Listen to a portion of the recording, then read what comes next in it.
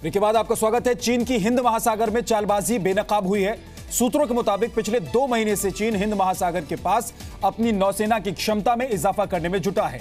सूत्रों के मुताबिक चीनी सैनिक 13 यूनिट को हिंद महासागर के पास देखा गया है। इस यूनिट में एक डिस्ट्रॉयर शिप, फ्रिगेट शिप और टैंकर होते हैं। साथ में चीनी सबमरीन को भी यहां देखा गया है। चीन की नजर 10 जुलाई को भारत, अमेरिका और जापान के बीच होने वाली मालाबार एक्सरसाइज पर है और बताया जा रहा है कि चीन यह जानने के लिए इच्छुक है कि इस अभ्यास में कौन कौन से शिप शामिल होंगे। जी मीडिया संवाददाता कृष्ण मोहन मिश्रा हमारे साथ जुड़ गए हैं। कृष्ण मोहन, एक बार पूरी खबर बता दीजिए, चीन की तरफ से क्या कुछ हो रहा है और उसका असर क्या हो सकता है?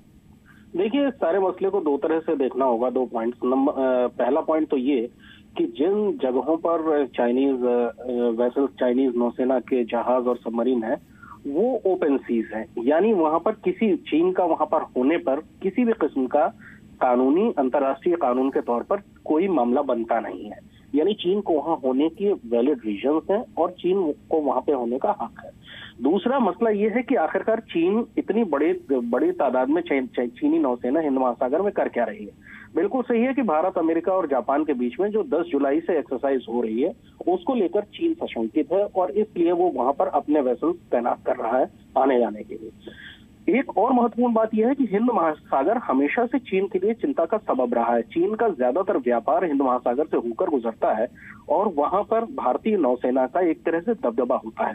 चीनी नौसेना के लिए और चीन देश के लिए हमेशा ये एक संकट, एक नाइटमेयर है, एक दुस्वप्न है, जिसको मलक्का डिलेमा कहते हैं। यानी कि चीन का जो भी व्यापार हो रहा है, जो कि 80% से ज्यादा व्यापार हिंद महासागर के रास्ते ही होता है और उसको चीन को हमेशा डर रहता है कि भारतीय नौसेना किसी भी युद्ध, तनाव या किसी भी ऐसी स्थिति में उस व्यापार को हमेशा बंद कर सकती है। और चीन इसलिए हिंद महासागर में अपनी मौजूदगी लगातार दिखाता रहता है। उसके अलावा हिंद महासागर में जो मिनरल्स हैं और हाइड्रोकार्बन्स हैं, उनकी बहुत बड़ी तादाद है जिसको चीन जिसका एक्सट्रैक्शन करना चाहता है। अगेन फिर वही बात कि उन सारी जगहों में चीन का होना कोई गैर कानूनी नहीं और चीन को वहां होने का हक है। लेकिन अगर हिंद महासागर में चीनी नौसेना इतनी ज्यादा सक्रिय होती है और वो भी उस वक्त जब भारत, अमेरिका और जापान मिलकर एक एक्सरसाइज 10 जुलाई से शुरू करने वाले हैं, तो जाहिर है कि ये एक डेवलपमेंट जरूर है कि चीन की बहुत ज्यादा तीखी नजर है इस पूरी एक्सरसाइज पर। बहुत बहुत शुक्रिया कृष्ण मोहन मिश्रा आपका इस पूरी जानकारी के लिए।